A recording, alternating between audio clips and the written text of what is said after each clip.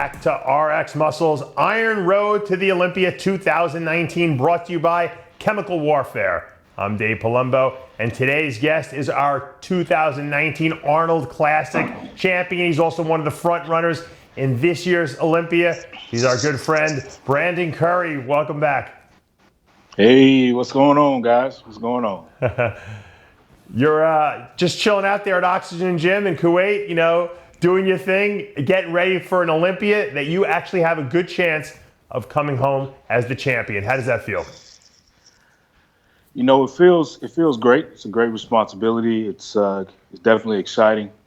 I just look at it like it's another something I got to overcome. I gotta create. I guess just got to create what needs to be created out of all this hype and all this excitement. So I got to execute. So basically, I'm here, and my focus is to execute. Yeah. The reason it's exciting is because you've beaten, these guys have beaten you. You've beaten them. These are guys that you have been able to take down in competition that you'll be facing at this year's show. So it's almost exciting because we don't know who's going to win. And I know as a fan and as a guy who covers the sport, it's exciting. I know even as a competitor, it's good because you know that the winner is going to be dictated by who's the best guy on that day, on that stage. I think we lost him. Maybe my statement was so potent. Are you there? No. Yeah. Oh. I think I'm a little delayed right now. I don't know why. Okay. I'm a little delayed on what's going on.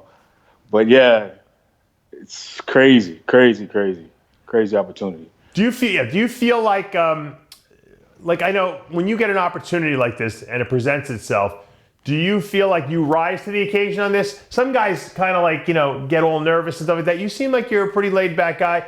How are you handling the stress of the situation now, being a front runner as opposed to being a guy who still has to prove himself? I've been waiting on this. I've been waiting on this moment. Been waiting on this opportunity, man, and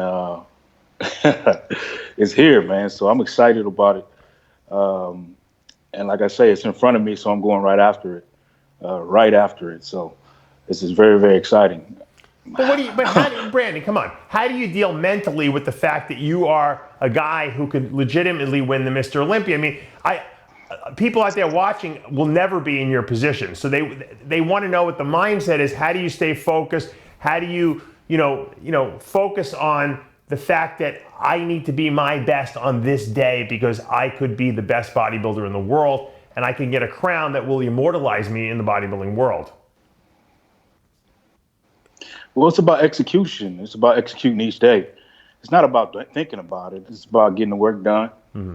It's about looking at it appropriately and taking each day as winning each day, one day at a time, and being meticulous. Not settling for mediocrity in any kind of way. Mm-hmm. It's the mindset is about the work that needs to be done, the adjustments that need to be made, and the package that needs to be brought in to create this reality that I'm seeking. So, I mean, that's where my mind is.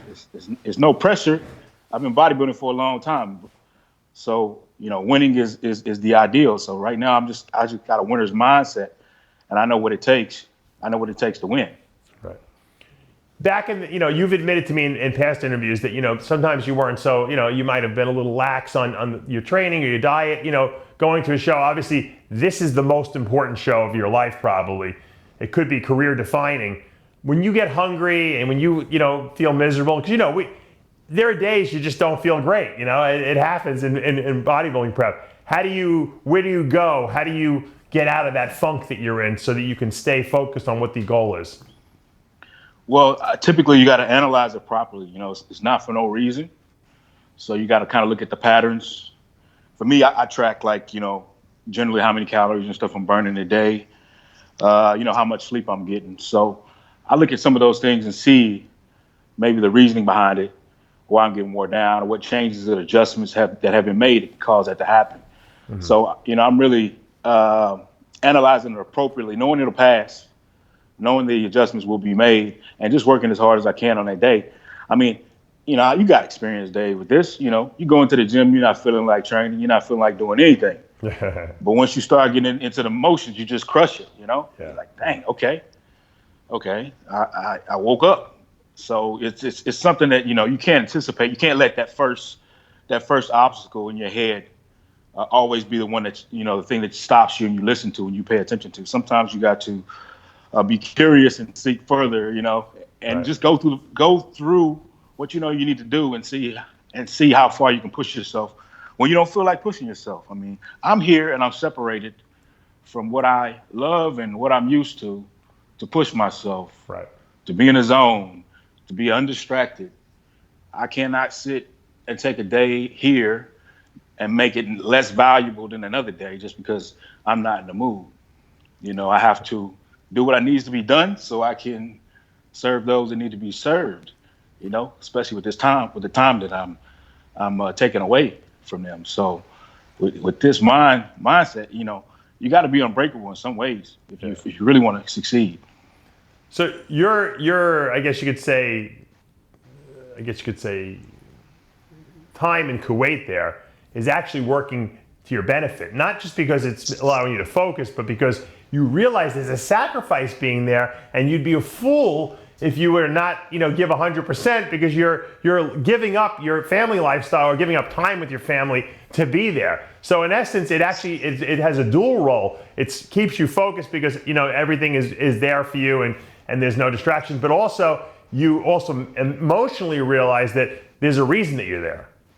Exactly. It's the reason that I'm here. And it's very motivating. It's a very motivating experience to be in this position. And I couldn't tell you that I would know what I could relate without being in this position. But it's definitely a position that makes you hungry, Right, right. Now, let's talk about just briefly what's going on. It doesn't appear that we're going to see Phil Heath in this lineup, but we never know. It doesn't appear we're going to see like a Kai Green in this lineup. It seems like we're going to have, you, Rulli, Bonac seem to be the front runners out there. When you evaluate, because everyone says, "Oh, I only focus on myself." You have to evaluate who you're competing against. Okay, up on that stage. How does that come into play in terms of mindset? Do you feel more comfortable and more confident going in, or do you feel hungrier when there is like a higher level of talent that you have to try to beat? No. I base my experience on not only my competition, because I know my competition is there, but I base my experiences on my confidence on my ability to improve. That's the biggest factor to me, is my own ability to improve upon the package that I previously brought to the stage. Yeah. Is what gives me the confidence. And I'm questioning that in my competition where they have the same ability to improve. So good. If I'm at an advantage with my ability to improve, then that gives me confidence. Yeah. Against my competitors. Very true. Very true. Now, obviously you won the Arnold Classic. That's got to be a tremendous amount of momentum. What were the improvements that you feel that you're bringing to the stage from the Arnold to the Olympia now? Well, I don't know if it's just a sweet spot or magical moment right now, but the muscle maturity right now is I don't know, it's taking over. I think I'm in my prime season. And I find that this prep has been from my Arnold prep. I'm having trouble bringing the scale down like I would normally want to see it at to make me consciously comfortable with the process. Right. But besides the scale not really moving much, my conditioning is steadily improving. So it's a conundrum that confuses you, but you know that your body's changed. So I'm doing all the cardio, I'm doing all the work in the world. I'm actually working harder than I ever have. And it's not, the body is just everything's sticking to me a lot better. Wow. So you're going to come in bigger. It's like, yeah, and it's not like that's my goal. It's not my goal. I'm doing 2 hours of cardio a day. It's not my goal. But the way that it's going with the body that's responding is holding on to a lot more as I'm getting in condition. So I don't, it's working. I don't know why. I don't know what's so different, because the methods are not so different. Just the body's different. Right. So that's what makes it interesting. And with that impact, it makes me really, really focus on want to get in shape, because I'm thinking I'm going to be bigger, but my priority is conditioning, because it's like I don't care what the scale says. Sure. because in the back of my head, it's like, I don't care that I'm going to be heavier. I just want to be in condition. I know how dangerous I am in condition. So that's the frustrating component of what's going on right now. It is a conundrum because in one sense it's awesome that you're going to be bigger, but it can mess with your head because you're like, well, am I going to be his condition? And obviously you have surrounded yourself there with a lot of great people, so I'm sure you're getting very valid feedback from them in terms of how you're looking and everything like that. I wanted to ask you this the last time. When you're over there in Kuwait training at Oxygen Gym, how much sleep do you figure you get per day? Because when I was competing, I was sleeping like 10 hours a day. I couldn't sleep enough to recover. I don't really sleep as much as I think I would. It's weird. I sleep maybe 6 hours, right? Really? But that's not 6 hours in the same gap. That's like 4 hours. Yeah. I get up, I end up doing cardio, and I eat, and then I sleep another 2 hours. Wow. It's like, or sometimes 3, it depends on the day. Yeah. But, and on leg day, I don't do cardio, so maybe I'll sleep a little longer on leg day. Right. So, crazy. Yeah. So but I always go to bed a lot later here because, I can just, I don't know, hear the atmosphere. Guys stay up to like at least 3 a.m. here. Really? Yeah. We may be out somewhere. And we'll come back at like 3 a.m., Why is that? Why do you think they have a later, everyone does stuff later there? Maybe it's just the hotter climate here allows people to want to go out at night. Right.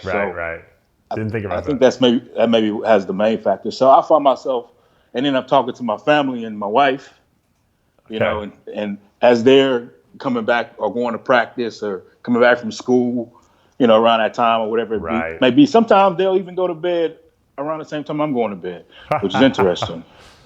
So, it's interesting. So I guess it's just convenient for me to stay attached. Mm. I'm getting my rest. I feel great. I'm able to take naps if I need them. So it's just a rhythm that I get in when I get here. It's always the same. That's awesome. Well, like you said, you've been there quite a bit now, so you kind of have your own little, because, people don't realize if you want to talk to your family, it's, what is it, like 9-hour difference over there? Yeah, exactly. It's like a whole half a day difference. So everything's all screwed up in your head. But the bottom line is that you're making it work. And obviously you got the system down. It worked great for the Arnold. Obviously you're repeating it here for the Olympia. When do you guys come in for the Olympia? Are you coming in 2 weeks early, or how's that working? No, we're coming in. I'll be in the Saturday before the show. Okay. I'll be in right then. That's what we always typically come in around that time, the week or the Saturday before, and we'll be comfortable. So it'll be great to make the adjustments there and just be focused and zoned in. It's Batter, he takes care of us there. Yeah. And so we'll just, we'll be in an environment where we can relax and focus on what needs to be done. So. Yeah.